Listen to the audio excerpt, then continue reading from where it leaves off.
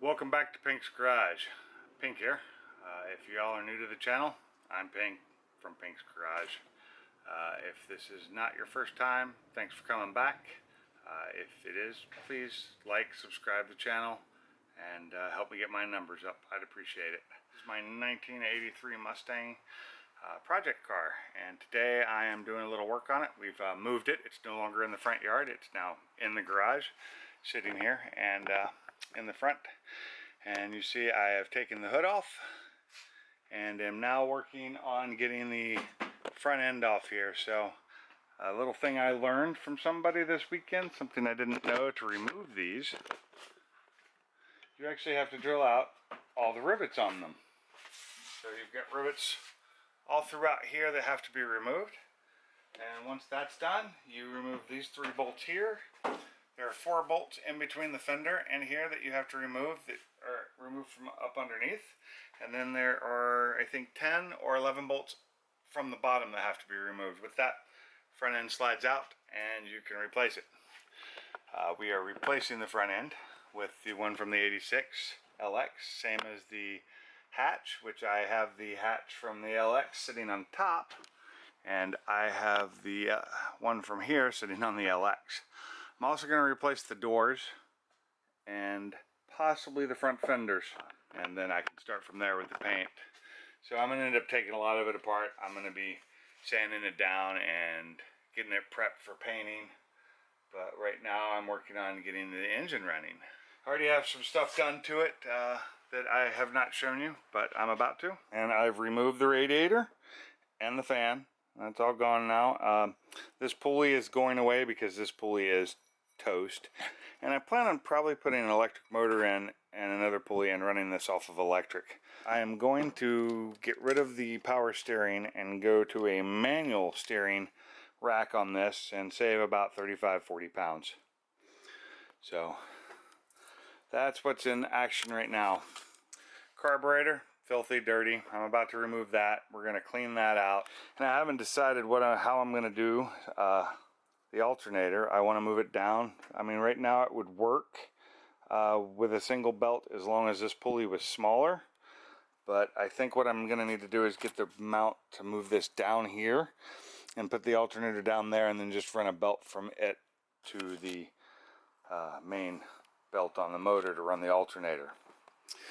I've been looking at this balancer and I haven't really found any marks on it, which I need to be able to do the timing on it. So we're gonna have to find the marks on it, get everything set, find TDC, and then timing. I just ordered a timing light from Amazon. Should be here tomorrow or Wednesday, I'm not sure when, so I can actually do timing on this. I got this fuel pump right here that I'm gonna probably remove. I'm going to put a regulator up here and a larger fuel pump in the back on the fuel cell, which I still have yet to buy. I'm going to replace the brake reservoir with a newer style plastic one that's got an easy open cap. For the engine, for now, that's about all we're going to do to it to make it run. Hopefully with all those changes and a couple of things hooked up, we can make it run. Need to get that choke hooked up, the electronic choke. So in the back, you see here that the hatch has been removed. Got the new hatch ready to go on it, and the hinges. We've got some different hinges for the hatch. These are in a little bit better shape. I'm going to sand these down, clean them up, and hit them with some primer to keep them from rusting. On here, that is the worst spot that I've seen. I'm going to sand all that down, and hopefully, if that's okay, we'll just paint it the way it is. If not, I'll pack in some reinforcement plate to make it a little stronger. But other than that, it seems to be fine. I've got the tail lights removed because I didn't like those, and I'm going to put these tail lights in, and a little bit nicer shape. I like this style tail light better anyway. And then we're going to take the rear bumper off and replace it with the white one. I prefer the white one. Looks like we have an 8/8 rear end on it. I've got to get in there and figure out exactly what it is. Looks like it came from a junkyard. So you've got new springs and new drums on the rear end here. So in the front, you'll see that some new brake lines were added in the front right here. So it's not the old ones, but the brakes. Pretty old, so I'm probably going to need to get new discs and new calipers. Right here you also see we have some new springs. I'm not sure what springs they are, but they're new, so that's better than nothing. I'm not sure how well the struts are. We may end up going to some new struts. So that's about it for now. We're going to have more work done on this. I'm going to start stripping out some of the interior parts and getting the front end taken off and replaced. And I will be back with that. Okay, so earlier I was telling you about the bolts that hold the front clip on that are between the fender and the front end, and I'm showing you those here now. That's this one, which I had to cut because it was spinning, this one, and this one. Now I've taken the fender off so you can see it a little bit easier. Here's the air intake tube on this side, which I will be cleaning up and using. So this is the fender removed. It takes a little bit of work, but it's not too hard. You have to remove these bolts. A couple of bolts up here, 1, 2, 3 bolts here. There's one down here that has to be removed, and then another one that comes in through here. But removing the fender is going to allow me to clean all this out. The bird's nest that used to be in here, and a bunch of other stuff. There's a little bit of a fine wiring job there. Please, if you're going to do this kind of work, guys, redo the wiring, cut it all out and start over. Don't do this. Most of these connectors are just beyond repair, or they're falling apart and they're hardened. I'm just going to get all new connectors and rewire it all completely from stock. I'm going to pull all the wiring out before I'm done. I'm also going to move the alternator down so that I've got a short shot between here and here, so I can just run the alternator only off the belt, and the water pump will be electric. So I'm going to strip this car down basically, and any of the frame like this, I'm going to hit it with the wire brush, clean it up, and I'll throw some primer on it just to keep it from being rusty. Same with all the frame down here. There's some heavy rust on one of the supports for the bumper, and it's not deep, but there's a lot, so I'm going to clean that all off and paint it up, make sure that the metal's still sound. So earlier when I was showing you these bolts, I forgot that after those and all these rivets that you see here, so all the rivets, you also have these 2 rivets, all this wiring that you have to get out of the way. So once you get that out of the way, there is another bolt. It's right here. Let's see if you can see it.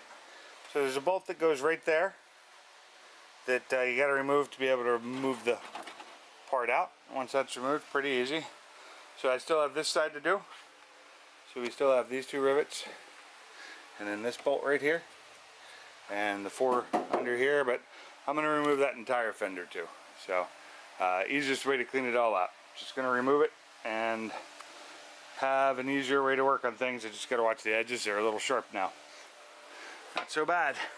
Worst rust I'm seeing is up near the radiator area. Clean all that up with a wire brush and sand it. Get all nice and clean, and then just primer it. Looks like I'm going to need to go buy more primer. This is looking a little rough, but wire brush will take care of that. Clean that all up. Clean all that off. Get rid of the spiders. And should be able to make this look pretty good. So we'll see. Yeah. Now on to the next part. So while I'm removing these fenders, this right here is a small second dumping of crap that's up inside here. Probably cleaning out 20 pounds of dirt and looks like pine straw and other crap that's up inside this car while I'm doing these fender removals. So when you're removing the fenders, you know, you have to remove that bolt there. I'm in the process of removing that bolt there, and then we'll get to these bolts up here. Let's see if I can get some light on this so you can see it. That one, that one, that one, that one, and that one. And there it is. Get those done. Once those are loose, I can pull the front off, but then let's see if I can get some light so you can see what I'm working on here. So this bar going across right here, so right here, I'm going to take that loose so that I can pull this fender off and clean out from underneath and get to everything and clean it up. Now the rust on this side is not as bad, so that's a good thing. We're going to clean all this up though. Like I said, new brakes. These are just old and worn out. So we've got a new power steering rack that we're going to be changing out, which I will put up for sale when I change out to the manual rack. But I'm also going to change these out. I'm going to change out the tie rod ends and get all new ones. No reason to keep the old ones. I may even get all new knuckles for the front of this. I want to go to 5 lug, so that's a good time to do it. Change out the brakes and the discs and get it to a 5 lug at the same time. So on to that and on to the next part to get this fender off. So after a lot of work, I finally got the front end off, and there it sits. So here's the car as it sits now. Front end's off, draining the power steering fluid so I can pull the pump off. Gonna pull the rack off here too after I get that drained out. I'll get the new rack on order, but we're draining it off. We got the other piece, the hard piece out, which I think is the cooling loop for the power steering. I pulled the ignition control unit replacement off that was sitting right here. I'm going to probably replace that with an MSD unit. Starter solenoid over there, possibly going to get replaced. It's not old, but it's not the one I want. I may just keep it though, it'll work. But I'm going to redo a lot of the wiring. I believe that right there is my regulator. And that will probably get updated with a new one. Since we've got a fairly new alternator, we might as well have a new a new regulator. I don't like the way it's wired. So, but now I got to find the bracket to get the alternator put down lower, and once I find that, should be good to go. So with that, I'm going to call this a night, and this has been Pink with Pink's Garage. Make sure you like, subscribe, share with your friends. Let's get this channel moving and keep those motors running. Later.